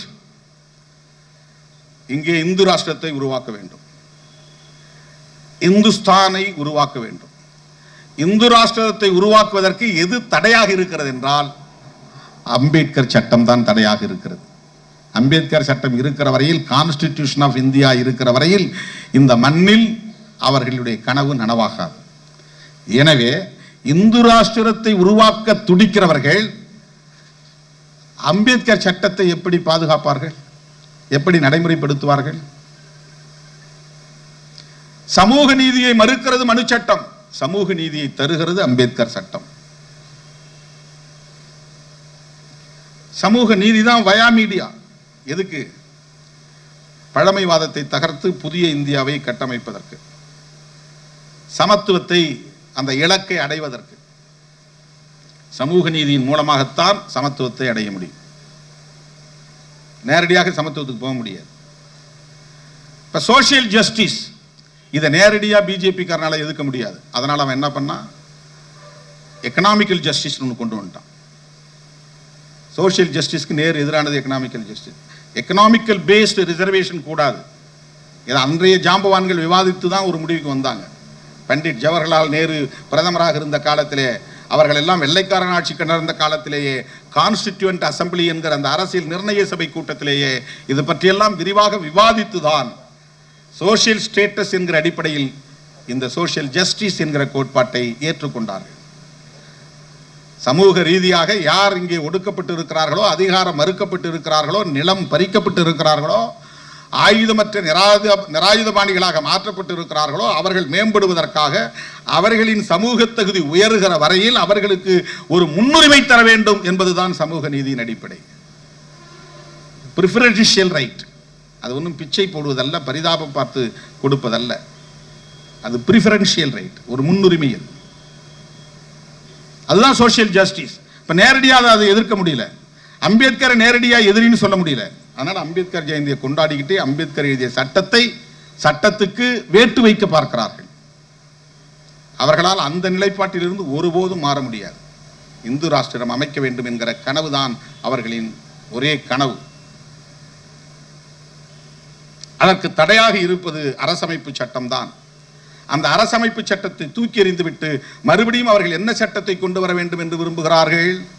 பழைய சோசியல் ஆர்டர், சமூக ஒழுங்கு, பிராமணர்கள், சத்திரியர்கள், வைசியர்கள், சூத்திரர்கள் என்று வர்ணாசிரம அடிப்படையிலே ஒரு சமூக ஒழுங்கை இங்கே மறுபடியும் கட்டமைக்க முடியாது என்றாலும் கூட இந்த பிறப்பின் அடிப்படையிலான உயர்வு தாழ்வை தக்க வைக்க வேண்டும். நீதான், நான் தான். உழைக்கிறவன் உழைத்துக் கொண்டே இருக்க வேண்டும், மாடு மேய்க்கிறவன் மாடு மேய்த்துக் கொண்டே இருக்க வேண்டும், ஆடு மேய்க்கிறவன் ஆடு மேய்த்துக் கொண்டே இருக்க வேண்டும், மீன் பிடிக்கிறவன் மீன் பிடித்துக் கொண்டே இருக்க வேண்டும், தறி நெய்கிறவன் தறி நெய்து கொண்டே இருக்க வேண்டும், கக்கூஸ் கழுகுகிறவன் கக்கூஸ் கழுவிக் கொண்டே இருக்க வேண்டும், குழி புதைக்க தோண்டுகிறவன் குழி தோண்டிக் கொண்டே இருக்க வேண்டும், பறையடிக்கிறவன் பறையடித்துக் கொண்டே இருக்க வேண்டும். இந்த தொழில் முறையில் மாற்றம் நிகழக்கூடாது. இது நிகழ்ந்தால் சோசியல் ஆர்டர் பாழ்பட்டு போயிடும். அதுக்கு யார் ஆள்? திருமாவளவன் படிக்க வந்துட்டான், திருமாவளவனோடு அவனுடைய சகாக்கள்லாம் படிக்க வந்துட்டாங்கன்னா ஊரில் இங்கே போய் யார் இப்போ அந்த வேலைகளை, விவசாய கூலி தொழிலை வேலை செய்கிறது யார்? ஆள் இல்லை. இப்போ அவனுக்கு அது ஒரு பெரிய கவலையாக இருக்குது. எதிர்காலம் எப்படி போகுங்கிற கவலையாக இருக்குது. இந்த சமூக ஒழுங்கு சிதைந்து கொண்டு இருக்கிறது என்பது கவலையாக இருக்கிறது. ஆகவே எப்படியாவது அதை ரெட்ரீவல் பண்ணணும், அதை மறுபடியும் மீட்கணும், அந்த சோசியல் ஆர்டரை கொண்டு வரணும், அதை தக்க வைக்கணும். அதுக்காக அவன் பல உத்திகளை கையாளுகிறான். அம்பேத்கர் ஜெயந்தியை கொண்டாடுகிற காரணத்தினாலேயே அம்பேத்கர் இயக்கங்களை சார்ந்தவர்கள் எல்லாம் அந்த கும்பலின் மாய்மால ஜால வித்தைக்கு மயங்கி போய் கொண்டிருக்கிறார்கள். போலீஸ்காரன் நம்ம கைது பண்ணுறவர்களும் நல்லா தான் பேசிக்கிட்டே இருப்பான், ரிமாண்ட் பண்ணுறவர்களும் நல்லா பேசுவான், சோறு வாங்கி கொடுப்பான், குடும்பத்தை விசாரிப்பான். அதனால் அவன் நோக்கத்தை அவன் விட்டுருவானா? நம்ம ஆளுங்க நல்லா நம்மளை பார்த்தோன்னே சல்யூட் அடிக்கிறாரு இன்ஸ்பெக்டர், அவளை பார்த்தே சிரிக்கிறாரு, வாங்க தோழருங்கிறாரு, வாங்க அண்ணாங்கிறாரு. அப்படி இவனே போய் ட்ராப்பில் மாட்டிக்குவான். இங்கே வந்துட்டு போகும்பாரு, இவன் போய் மாட்டிக்குவான். வந்துட்டு போங்க, ஸ்டேஷன் வரலாம் வந்துட்டு போங்க. அவருக்கு ஒரு ஹிடன் அஜெண்டா இருக்கும், இவனுக்கு அது தெரியாது. அவர் சிரிக்கிறத பார்த்து ஏமாந்து போயிடுவான். அப்படி தான் நிறைய போலீஸ் பிடிப்பாங்க. கியூ பிராஞ்செல்லாம் அப்படி தான், எல்லா உளவுத்துறையும் அப்படி தான் பண்ணுவாங்க. திருமாவளவன் எங்கே போகிறாருன்னு கண்டுபிடிக்கணும்னா திருமாவளவன் கூட இருக்கிறவன நட்பாக வச்சுக்கிறது, அவரை தோழருங்கிறது, அவரை அண்ணங்கிறது, அவரை தம்பிங்கிறது. இவர் அண்ணனா இப்போ தான் நான் பேசினேன், அவர் அங்கே தங்கியிருக்கிறாரு, இங்கே தங்கியிருக்கிறாரு, அண்ணன் நம்பர் வேணுமா இருந்தா வாங்கிக்கிங்க. இப்படித்தான் பிஜேபிக்காரன் இன்னைக்கு தலித் தலைவர்களை பூரா ஏமாத்திக்கிட்டு இருக்கிறாங்க. அம்பேத்கர் ஜெயந்தி கொண்டாடினா அவங்க அம்பேத்கரிய ஆதரவாளர்கள் ஆயிட முடியுமா? எந்த காலத்திலும் ஒட்டாது. அம்பேத்கரின் ஒரே பகை சனாதனம். அம்பேத்கரின் பகைவர்கள் சனாதன சக்திகள். அம்பேத்கர் சமத்துவத்தை நிலைநாட்ட போராடிய ஒரு போராளி. அவர்கள் சமத்துவத்திற்கு எதிரானவர்கள். இந்த அடிப்படையில் தான் நமக்கு விமர்சனம். வேற என்ன தனிப்பட்ட முறையில் அவங்களுக்கு நமக்கு என்ன பிரச்சனை? இலகணேசனை பார்த்தா வணக்கம் தான் சொல்கிறேன். அண்ணன் நம்ம முன்னாள் அமைச்சர் பொன்னாரை பார்த்தா வணக்கம் சொல்கிறேன். இங்கே கூட நாளைக்கு வந்தால் கூட நம்ம வரவேற்று உட்கார வச்சு நம்ம பேசத்தான் செய்வோம். அது வேறு. ஆனால் அங்கொன்றும் இங்கொன்று நம்ம பேசுகிறத ஒட்டி வெட்டி இதே வேலையாக சில பேர் 2 ரூபாய்க்கு கமெண்ட் போடுறவங்களாம் இருக்கிறான், மீம்ஸ் போடுறவங்களாம் இருக்கிறான். என்னை திட்டி ஒரு வார்த்தை போட்டால் அவனுக்கு 2 ரூபா அக்கௌண்ட்டில் போயிடும். இதுக்கு சோஷியல் மீடியாவில் கூலிப்படை எல்லாத்துலேயும் இப்போ உருவாயிட்டான். சோஷியல் மீடியாவிலையும் கூலி கும்பல் உருவாயிட்டான். கருமாதி ராமன் ஒருத்தர் இருக்கிறான். கருமாதி ராமன் அவன் வேலையே இந்த 2 ரூபாய்க்கு வேலை செய்யறதான்.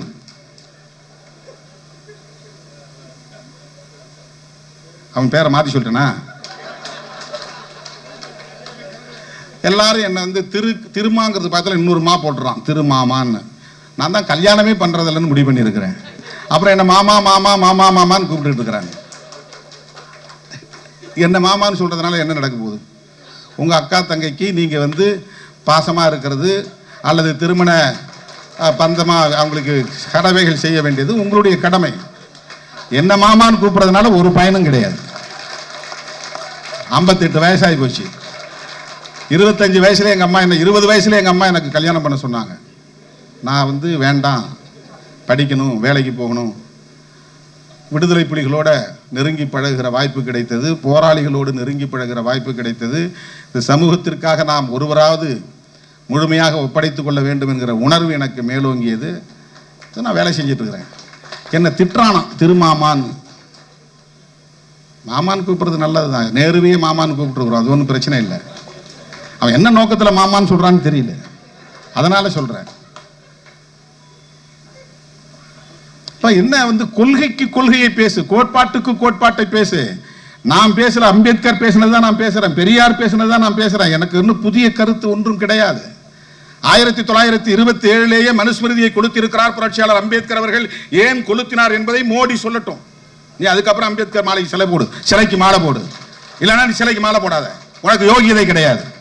புரட்சியாளர் அம்பேத்கர் அவர்கள் 1927 டிசம்பர் 25ஆம் தேதி மனுஸ்மிருதியை ஏன் கொளுத்தினார், அதற்கு நீ விடை சொல்.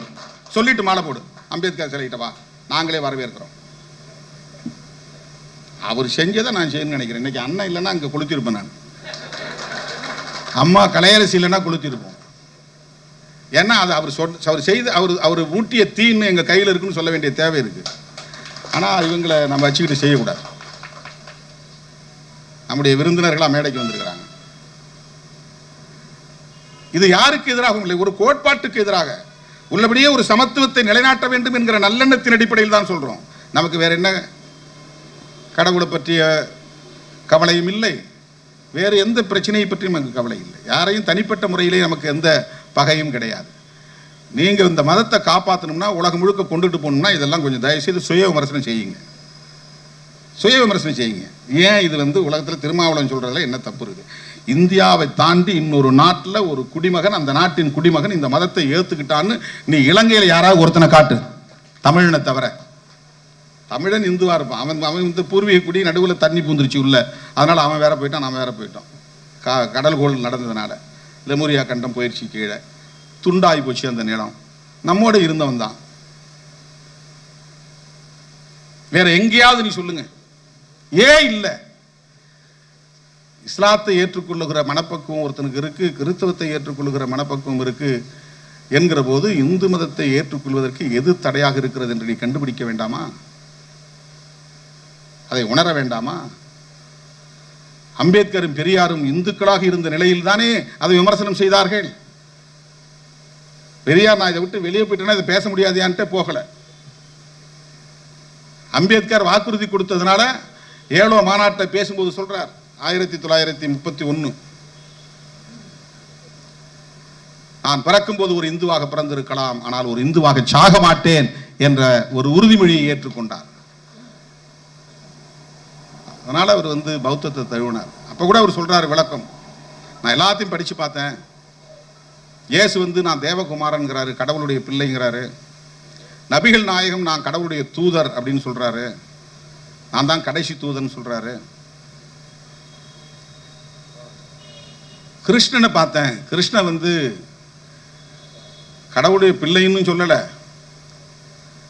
கடவுளுடைய தூதர்னு சொல்லல, கடவுளுக்கே கடவுள்னு சொல்றாரு. தேவாதி தேவன், நான் கடவுளுக்கே கடவுள் அப்படின்னு சொல்றாரு.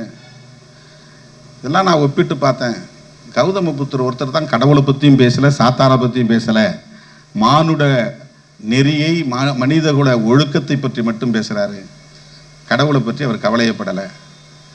அதனால் முன்னோர்கள் இந்த மதத்தில் தான் இருந்திருக்கிறாங்க. நாகர்கள் பற்றி சொன்னாங்க இல்லையா, அம்பேத்கர் அதை சொல்கிறாரு. இந்தியா முழுவதும் பரவி வாழ்ந்தவர்கள் நாகர்கள், நாகர்கள் வேறு யாரும் இல்லை, திராவிடர்கள், திராவிடர்கள் வேறு யாரும் இல்லை, இன்றைய தமிழர்கள் என்று புரட்சியாளர் அம்பேத்கர் அவர்கள் தன்னுடைய ஆய்வில் ஒப்புக்கொள்கிறார். இந்தியா இல்லைன்னா எப்படி அங்கே நாகாலாந்துன்னு ஒரு ஊருக்கு பேர் வந்திருக்க முடியும்?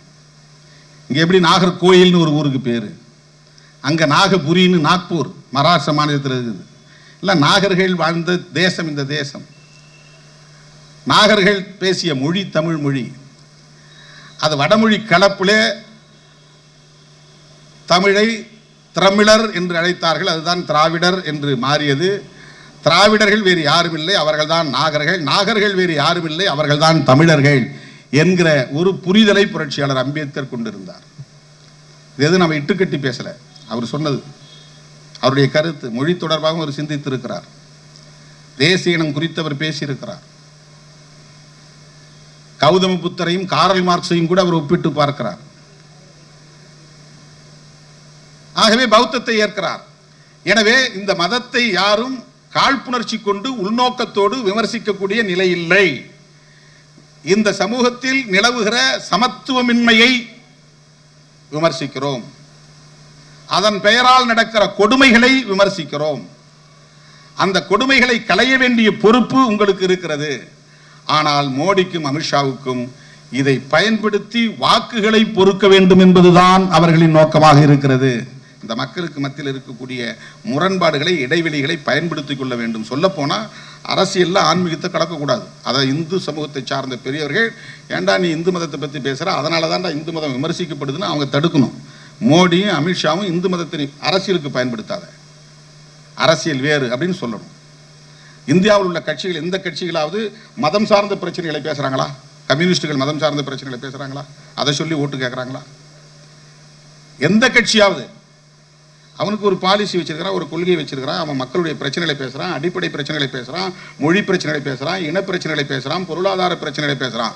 இவன் எப்போ பார்த்தாலும் ராமருக்கு கோவில் கட்டணும், வேல்முருகன் தமிழ்நாட்டை பொறுத்தவரை முருகனுடைய வேலை எடுக்கணும், இதைத்தானே நீ பேசுகிற. என்னைக்கு நீ வந்து ஜிஎஸ்டி பற்றி பேசியிருக்கிற, பண மதிப்பை பற்றி பேசியிருக்கிற, அல்லது வந்து காவிரி நீர் ஆற்று பிரச்சனை பற்றி பேசியிருக்கிற, அல்லது வந்து ஷேல் மீத்தேன் போன்ற வாயு எடுப்பது பற்றி என்னைக்காவது பேசியிருக்கிற, 8 வழிச்சாலை பற்றி என்னைக்காவது பேசியிருக்கியா, சுற்றுச்சூழல் பாதுகாப்பை பற்றி என்னைக்காவது பேசியிருக்கிறியா, மணல் கொள்ளையடிக்கிறது பற்றி என்னைக்காவது பேசியிருக்கிறியா, ஊழலை பற்றி கூட என்னைக்காவது நீ பேசியிருக்கிறியா?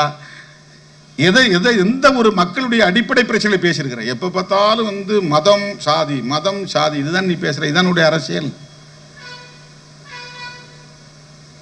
பாபர் மசூதிக்கு எதிரான, முஸ்லிம் மக்களுக்கு எதிரான ஒரு வெறுப்பு அரசியலை விதைத்து ஆட்சிக்கு வந்துட்டேன். அப்போ அவன் என்ன நினைக்கிறான்னா, இந்துக்களுக்கு இந்து உணர்வை ஊட்டி ஓட்டை பிடுங்கி ஆட்சிக்கு வரணும், அதான் அவன் நோக்கம். இந்து மக்களை காப்பாற்றுவது நோக்கம் இல்லை. போஸ்ட் மெட்ரிக் ஸ்காலர்ஷிப் இல்லை. விடுதலை சிறுத்தைகள் தான் இந்தியாவிலேயே போராடிய ஒரே கட்சி. அது மோடி கவனத்துக்கு போச்சோ என்னவோ தெரியல, திடீர்னு SC/STக்கு 50,000 கோடி 5 வருஷத்துக்கு அலாட் பண்ணியிருக்கிறார். ஏன்னா நம்ம சொன்ன, இவன் படிப்புக்கு எதிராக இருக்கிறான், கல்விக்கு எதிராக இருக்கிறான். கொட்டுகிற மழையில் இந்தியா முழுவதும் வேறு எந்த அரசியல் கட்சியும் போராட்டம் நடத்தவில்லை. தமிழ்நாட்டில் விடுதலை சிறுத்தைகள் கட்சி மட்டும்தான். நான் நிர்மலா சீதாராமன் போய் மனு கொடுத்தோம். ஏன் போஸ்ட் மெட்ரிக் ஸ்காலர்ஷிப் OBCக்கு நிறுத்துறீங்க, மைனாரிட்டிஸ் நிறுத்துறீங்க, SC/STக்கு நிறுத்துறீங்க, அதை ரிலீஸ் பண்ணுங்கன்னு. போஸ்ட் மெட்ரிக் ஸ்காலர்ஷிப் நிறுத்தப்படுவதால் இந்துக்கள் பாதிக்கப்படவில்லையா? நீட் தேர்வு நடத்தப்படுவதால் இந்துக்கள் பாதிக்கப்படவில்லையா? புதிய வேளாண் சட்டங்கள் கொண்டு வந்திருப்பதால் இந்துக்கள் பாதிக்கப்படவில்லையா? GST வரி விதிப்பால் இந்துக்கள் பாதிக்கப்படவில்லையா? பண மதிப்பு இழப்பு நடவடிக்கை எடுத்ததால் இந்துக்கள் பாதிக்கப்படவில்லையா? பெரும்பான்மை சமூகம் இந்து சமூகம் தானே. ஆகவே இந்த சட்டங்களால் ஏற்படுகிற பாதிப்புகளில் பெரும்பான்மை இந்துக்கள் தானே பாதிக்கப்படுவார்கள்.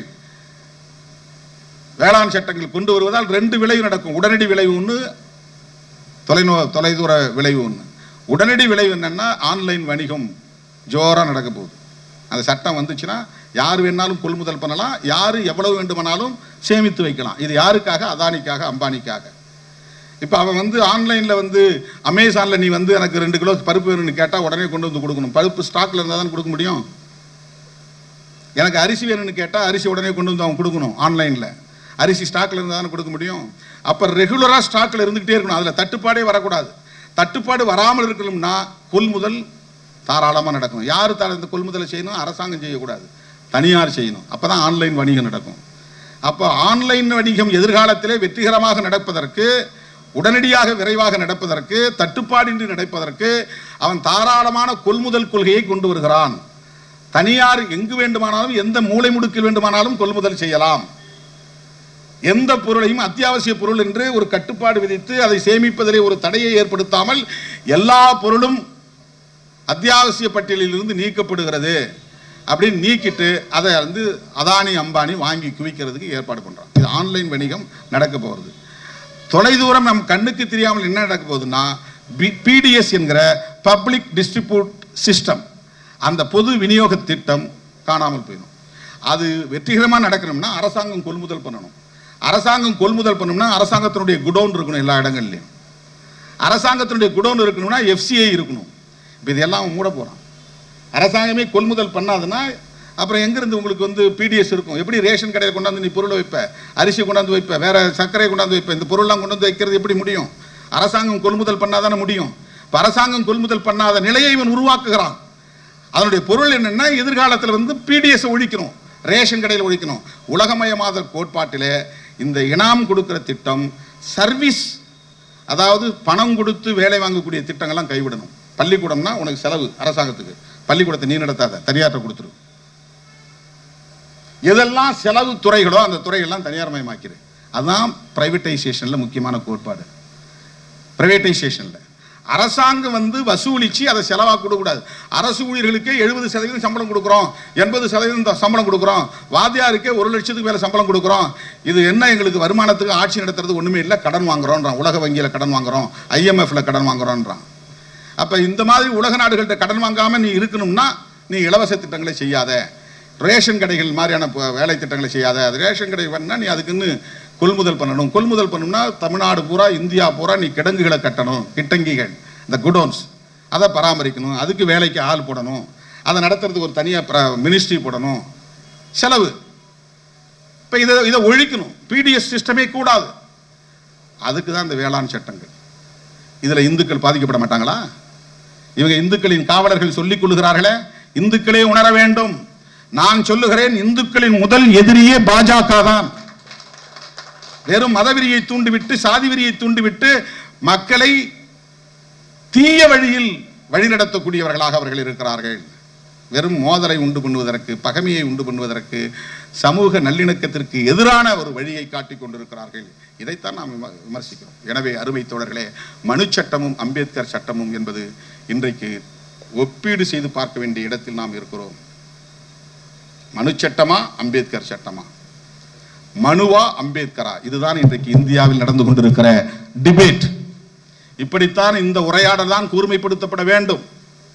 அப்பதான் சமூகத்தில் மாற்றம் நிகழும். மனுவா அம்பேத்கரா, மனு சட்டமா அம்பேத்கர் சட்டமா, சமூக நீதியா மனு நீதியா? இந்த கேள்விகளுக்கு விடை தேடுகிற போது பிஜேபியா விசிகேவா என்கிற உரையாடல் தான் இங்கே நிகழும் என்கிற நிலை இருக்கிறது. அதைத்தான் நாம் ஒரு கூட்டத்திலே வெளிப்படையாக சொன்னோம். கோட்பாட்டு ரீதியாக விவாதிப்போம். வாருங்கள் தோழர்களே. அருவருப்பான நடைகளில் விமர்சிப்பதை கைவிடுங்கள், நாராச நடைகளை கைவிடுங்கள். நாகரிகமாக கோட்பாடு ரீதியாக பேசுவோம். அப்படி பேசுவதன் மூலம் உங்க மதத்துக்கும் ஒரு பாதுகாப்பு. இதில் உள்ள இந்த குறைபாடுகளை எல்லாம் களைந்து விட்டால் ஒரு பாதுகாப்பு இருக்கும். எங்களால் ஒரு நல்லது நடக்கட்டும். எங்கள் மூலம் புரட்சியாளர் அம்பேத்கரின் வாரிசுகளின் மூலம், தந்தை பெரியாரின் வாரிசுகளின் மூலம், கொள்கை வாரிசுகளின் மூலம் உங்களுக்கு ஒரு புண்ணியம் சேரட்டும். இப்படித்தான் உங்கள் மொழியிலே நாங்கள் சொல்ல முடியும். வேறு எந்த ஒரு கெட்ட எண்ணமும் கேடான சிந்தனையும் இந்து சமூகத்திற்கு எதிரான போக்கும் எம்மிடத்தில் இல்லை. அதனால்தான் நாங்கள் அதை சொல்ல வேண்டியிருக்கிறது. எங்கள் கட்சியில் 90% இந்துக்கள் தான், திமுகவிலே 90% இந்துக்கள் தான், கம்யூனிஸ்ட் கட்சிகளிலே 90% இந்துக்கள் தான். ஏனென்றால் இந்த தேசத்திலே 90% இந்துக்கள் தான். உங்கள் பார்வையில் சொல்ல போனால் ஒப்பீடளவில் பார்த்தா ரொம்ப கரெக்டாக புள்ளி வரம் சொன்னால் அவங்க சிறுபான்மை தான். பௌத்தர்களின் எண்ணிக்கை, கிறிஸ்தவர்களின் எண்ணிக்கை, இஸ்லாமியர்களின் எண்ணிக்கை, பார்சிகளின் எண்ணிக்கை, இதெல்லாம் கணக்கு பண்ணி பார்த்தா ஷெட்யூல் காஸ்ட் ஷெட்யூல் ட்ரைப்ஸும் மைனஸ் பண்ணிட்டா சிறுபான்மை நீ தான் சிறுபான்மை. அந்த சிறுபான்மைங்கிறது வந்துடக்கூடாதுங்கிறது தான் எஸ்சி எஸ்டியை வந்து இந்த லிஸ்ட்டில் சேர்த்து வச்சுக்கிட்டே இருக்கிறான். 1901 எடுத்த முதல் மக்கள் தொகை கணக்கெடுப்பில் இந்துக்கள், இஸ்லாமியர்கள், சீக்கியர்கள், பார்சிகள் என்று மதவாரியாக எடுத்து வருகிற போது எஸ்சி எஸ்டியும் தனியாக தான் எடுத்தான். ஏன் எஸ்சி எஸ்டியை தனியாக எடுத்தான்? மக்கள் தொகை கணக்கெடுப்பில் இவன் இந்துவாக இருந்திருந்தா அவன் ஏன் இவங்களை தனியாக எடுக்கிறான்? அவர்னாஸ் பஞ்சமர்கள் என்று சொல்லுவது 5ஆம் சாதி என்று பொருள் அல்ல. அடிநிலையில் 5ஆம் நிலையில் கிடக்கிற அடிநிலை சாதி கிடையாது. இந்த 4 வர்ணத்துக்கு எதிராக நிற்கிறவன் எதிர்நிலை சாதி, அடிநிலை சாதி அல்ல. அது புரிஞ்சுங்க. 4 பேர் நீ 4 வர்ணம்னு சொல்லிட்டு சாதிய கட்டமைப்பை ஏற்றுக்கிற, நான் இந்த வர்ணாசிரம அமைப்பு முறையை எதிர்க்கிறேன், சாதிய கட்டமைப்பு முறையை எதிர்க்கிறேன் என்று எதிரே நிற்கிற எதிர்நிலை சமூகம் அவன், அடிநிலை சமூகம் கிடையாது. அப்படின்னா பஞ்சவர்ணம் தான் சொல்லியிருப்பான், சதுர்வர்ணம் சொல்ல மாட்டான். அதை நேற்று இந்த இடத்துல சொல்லும்போது நாம நடத்தின கிறிஸ்துமஸ் விழா யாரும் பாதிரிமார்கள் நடத்தின விழா இல்லை, அல்லது பிஷப்புகள் நடத்தின விழா இல்லை. அதில் நான் என்ன சொன்னேன்னா, கிருஷ்ண பகவானே நான் தான் இந்த 4 வருணத்தையும் படைத்தேன் அப்படின்னு சொன்னதா சொல்றாங்க. அதை இப்போ அவங்க என்ன டிஃபைன் பண்றாங்கன்னா, குணம் கர்மம் இதை அடிப்படையாக வைத்து தான் சொன்னார். பிறப்பை அடிப்படையாக வைத்து சொல்லார். குணம் என்பதே பிறப்பின் அடிப்படையில் இருந்து வர்றதுதான். அதனால தான் அதை பிரிச்சே சொல்றாங்க. குணம் கர்மம். கர்மம்ங்கிறது செயல், வினை. குணம்ங்கிறது பண்பு. பண்புங்கிறது பிறப்பின் அடிப்படையில் இருந்து ஒரு ஜீன்ல இருந்து வர்றதுதான் முதல்ல. அதுக்கப்புறம் தான் வெளியில பழகுற அது. இதுக்கு பேர் ஆட்டிடியூட், அதுக்கு பேர் கேரக்டர். த்ரூ ஜீன்ல இருந்து வர்றது ஆட்டிடியூடு. பழக்கத்தின் மூலம் வர்றது, செயற்பாடுகளின் மூலம் வர்றது வந்து கேரக்டர். ரெண்டுக்கும் வித்தியாசம் இருக்குது. பிஹேவியர், ஆட்டிடியூடும் பிஹேவியரும் ஒண்ணு கிடையாது. அப்ப பிறவி அடிப்படையில் தான் குணம். உங்க மொழியிலே சொல்ல வேண்டுமானால் கிருஷ்ண பகவான் சொல்லியிருப்பதே அதுதான் சொல்லியிருக்கிறார். குணம் கர்மம் ரெண்டின் அடிப்படையில் தான் இந்த 4 வர்ணத்தை படைத்தேன் அப்படின்னு அவர் சொல்றாரு. 4 வர்ணத்தை படைத்தார் அப்படிங்கிறது உண்மைதானே? இந்த சதுர்வர்ணத்தை இங்க உருவாக்கினாருங்கிறது உண்மைதானே? சதுர்வர்ணம் சமமின்மையாக இருக்கிறது என்பது தானே இங்கு பிரச்சனை. அதுதானே டிபேட். எந்த சாதியுமே சமம் இல்லையே. இந்த சமூக கட்டமைப்பில் பிராமணர்கள் மட்டும்தான் உயர்ந்தவர்கள், மற்ற அத்தனை பேருமே அவங்களுக்கு கீழானவர்கள் தான். அருமை தோழர்களே, நான் 90களின் தொடக்கத்தில் சொல்லுவேன், பார்ப்பனியத்திற்கு ஒரு விளக்கம் சொல்லும் போது சொல்லுவேன், வஞ்சகத்தால் வளைப்பதும் வன்முறையால் ஒடுக்குவதும் பார்ப்பனியம் என்று. வஞ்சகத்தால் வளைப்பதும், நம்ம அவனுக்கு ஈல்டாகி போறதா இருந்தா, வாங்க தோழர், அண்ணன், தம்பி, இந்த மந்திரி பதவி, இந்த உனக்கு இந்த கோரிக்கை செய்கிறேன் அப்படின்னு வஞ்சகத்தால் வளைச்சு போடுவான். அந்த வஞ்சகத்தால் வளைக்க முடியலன்னா வன்முறையால் ஒடுக்குவான். இதை பொருட்படுத்தாமல் எதிர்த்து நிற்பவர்கள் தான் அம்பேத்கரின் வாரிசுகளாக நிற்க முடியும். ஏன்னா அம்பேத்கரை வளைக்கிறதுக்கு எவ்வளவோ வஞ்சகம் செய்து பார்த்தார்கள், அவர் வளைந்து கொடுக்கவில்லை.